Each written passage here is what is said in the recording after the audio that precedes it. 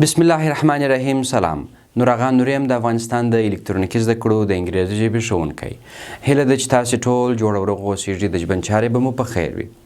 د انګریزي ژبې د زده کړې د لړۍ 40م درس ته په خیر راغلاست. نن تاسو ته په 40م درس کښې د کلام د اجزاو څخه چې مو adjectives یا صفتونه راپیل کړي وه، نن په دغه درس کښې تاسو ته د صفتونو لومړني ډولونه راپیلوو چې په دې 40م درس کښې تاسو ته د کلام د اجزاو او همدارنګه د adjectives د ډولونو څخه لومړی adjectives of quality، adjectives of quantity او proper adjectives دا درې قسمونه نن تاسو ته وایو د 9 ډولونو څخه یا 9 قسمونو څخه چې د دوی لومړی تعریفات همدارنګه وروسته پر مثالونو باندې قدم په قدم غږیږو.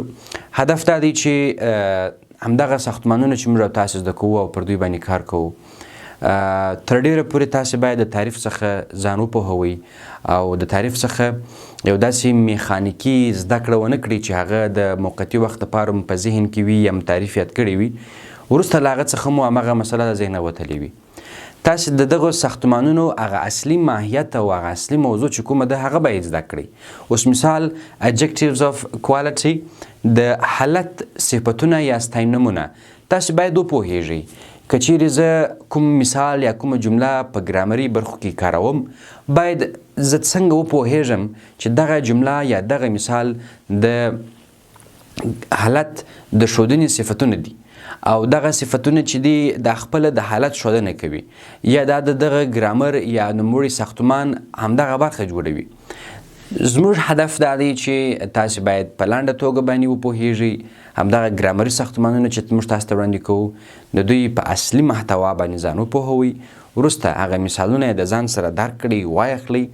همدغه اړوند مثالونه یا دوی ته ورته ساختمانونه چې کله تاسو د خبرو پر مهال ورسره مخ کېږي یا یې خپله وایست، باید وپوهېږئ چې زه په کوم حالت کې غږېږم او کوم ساختمان زه په خپلو خبرو کې کاروم. نو راځو د درس پر لور باندې.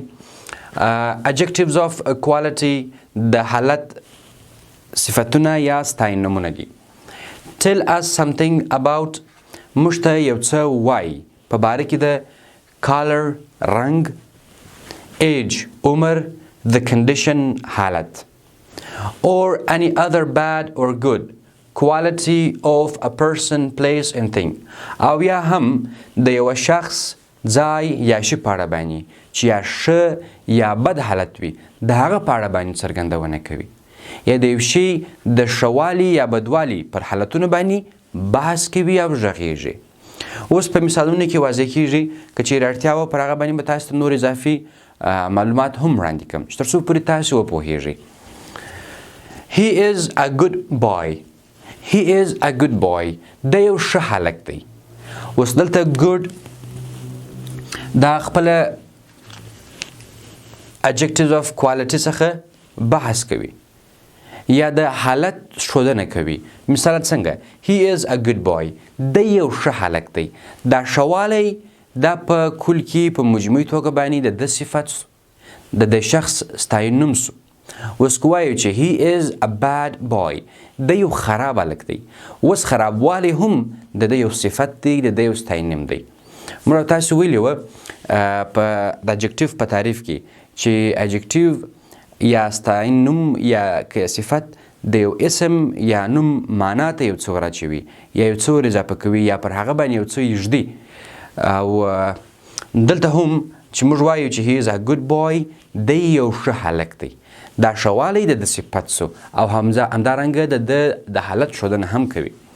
دویم مثال he was an old man. He was an old man د یو زوړ سړی و، دی یو زوړ سړی و. اوس په دې ځای کښې دغه old چې دی دا خپله adjective دی یا صفت یا ستاینوم دی چې دا د man یو شخص یو حالت یې وښودی. اوس ګورئ موږ تاسو ویلي وه چې age د ایج یا عمر په اړه باندې غږیږي، د عمر څرګندونه کوي، د یو شخص پر عمر باندې غږیږي.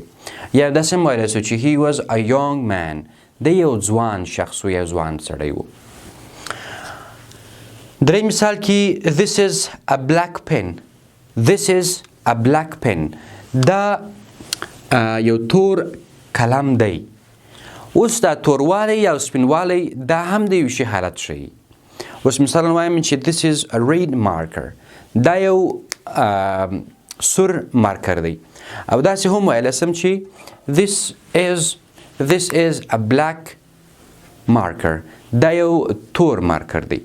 همدارنګه تاسو کولی شئ چې د دې پر کالر باندې وغږیږئ چې هغه د کالر څخه بحث کوي چې دا هم یو حالت د یو شي ځای یا شخص ښیي.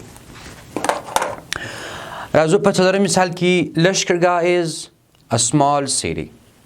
لشکرګاه is a small city.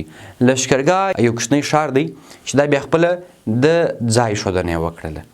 یعنی د ځای د حالت په اړه باندې کیفیت په اړه باندې غږیږي چې دا ځای کوم ډول حالت دی. لوی ښار دی، کوچنی ښار دی، تنګ ښار دی، بیروباري ښار دی، غلمغالي ښار دی یا داسې نور. دا په کل کې د ځای په اړه باندې وغږېدی. نو موږ تاسو وپوهېدلو چې Adjectives of Quality خپله د رنګ په اړه باندې بحث کوي، د عمر په اړه باندې بحث کوي یا حالت په اړه باندې بحث کوي یا په کلي او مجموعي توګه باندې د یو شخص ځای یا شي پر ښوالي یا بدوالي باندې بحث کوي. دغه شی تاسو فقط د ذهن سره خوندي کړئ او د ځان سره یې وساتئ. راځو دوهم ډول ته Adjectives of Quantity د مقدار صفتونه دي. Tell us something about the quantity of a liquid.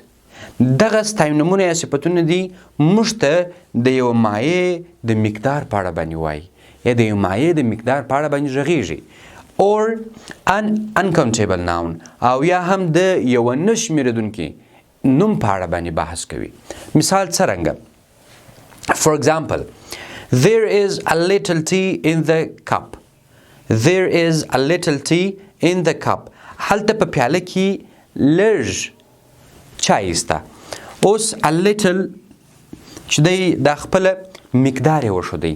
مقدار a little. دوهم مثال کې there is a lot of rice in the plate. هلته په غاب کې ډېرې وریجې دي. a lot of دا خپله چې سو Adjective of Quantity سو د مقدار ښودنه یې وکړل. مقدار یې وښودی. ډېر دي، لږ دي، کم دي، څه ډول دي. او درې مثال کې there isn't any water in the jug. There isn't any water in the jug. په جګ کې هیڅ اوبه هم نسته. any دلته د مقدار ښودنه وکړله. یعنی د اوبو مقدار په جګ کې بالکل کم دی. یعنی یا نسته یا ډېر کم دی. دا د مقدار ښودنه یې وکړله. او څلورم how much butter is there in the fridge. How much butter is there in the fridge. Sorry, دلته باید question mark ور اضافه شوی وای. یوه علامه پاتې شوې ده. How much butter is there in the fridge. په یخچال کې څومره اندازه کوچ سته یا کوچي سته. اوس how much سو how much خپله د مقدار ښودنه یې وکړله یا د کوانټیټي ښودنه یې وکړله. اوس راځو په دریم ډول کې دریم قسم کې proper adjectives چې دي دا بیا خاص یا ځانګړي ستاینومونه یا صفتونه دي. The adjectives which have made from proper nouns are called proper adjectives. هغه نومونه یا هغه اسمونه کوم چې د خاصو یا ځانګړو یا proper noun څخه جوړ سوي وي یا تشکیل سوي وي هغه ته ځانګړي ستاینومونه ویل کیږي. اوس مثلا proper nouns کې څه رقم ویل کیږي. مثال داسې افغانستان. افغانستان یو خاص یا ځانګړی نوم دی. اوس که موږ وایو چې افغانستان او افغاني، اوس دغه افغاني چې څو خپله د خاص یا ځانګړي نوم څخه واخیستل سو. اوس داسې مثلا وایو he is an Afghan. دی یو افغان دی. او بل په دې ځای کې چې څو دغه افغان چې څو د proper nouns یا خاص یا ځانګړو نومونو څخه اخیسته سوی دی چې هغه خاص ځانګړی نوم چې دی افغانستان دی. افغانستان یو خاص ځانګړی نوم دی. او دوه مثال کې this is an Iranian oven. دغه ایرانین چې څو دا بیا خپله proper adjective سو یا ځانګړی صفت یا ستاینوم سو چې دا خپله هم د ایران څخه اخیسته سوی دی چې ایران خپله هم proper noun دی. او ایرانین چې سو دا proper adjectives حالت سو. اوس په دې ځای کې څه وایي this is an Iranian oven دا یو ایرانی داش یا تنور دی. د نن په درس کې تاسي درې ډولونه یا درې قسمونه د صفتونو ولوستل. لومړی adjectives of quality د حالت صفتونه، adjectives of quantity د مقدار صفتونه او proper adjectives خاص او ځانګړي صفتونه. هیله ده چې همدغه درسونه در سره یاد کړئ او هم یې زده کړئ. زموږ راتلونکي درسونه مه هېروئ، زموږ سره یو ځای اوسیږئ. د الله په امان ژوندي اوسئ.